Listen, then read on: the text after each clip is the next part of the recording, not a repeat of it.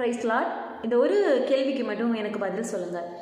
அவ்வளோ பெரிய தப்பா பெண்கள் பிரசங்கம் பண்ணுவது, போதிப்பது, சபையில் பிரசங்கம் பண்ணுவது, இல்லை சோசியல் மீடியாஸில் ஃபேஸ்புக், இன்ஸ்டாகிராம், யூடியூப் இதிலெல்லாம் பெண்கள் கர்த்தருடைய வார்த்தை, பைபிள் வசனத்தை பிரசங்கம் பண்ணுறது அவ்வளோ பெரிய தப்பா?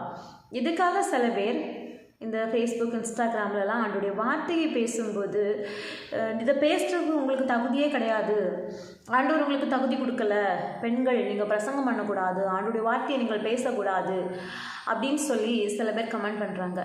அப்படி பண்ணுறவங்க வீட்டில் அவங்களுடைய தாய் சொல்கிற ஆலோசனையை கேட்குறது இல்லையா?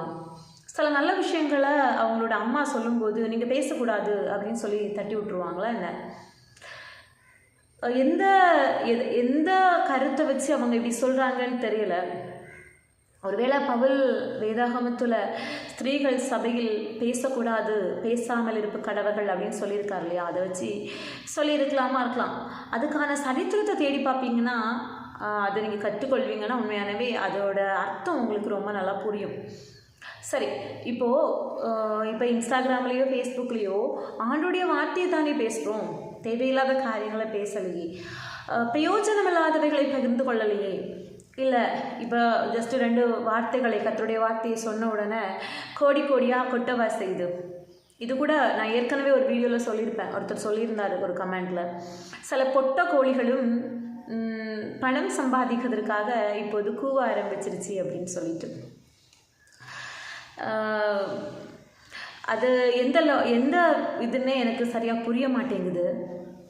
கர்த்தருடைய வார்த்தையை பணத்துக்காக யாரும் சொல்கிறது கிடையாது. கோடிகள் கிடைக்கும், லட்சங்கள் கிடைக்கும் அப்படின்னு சொல்கிறது கிடையாது.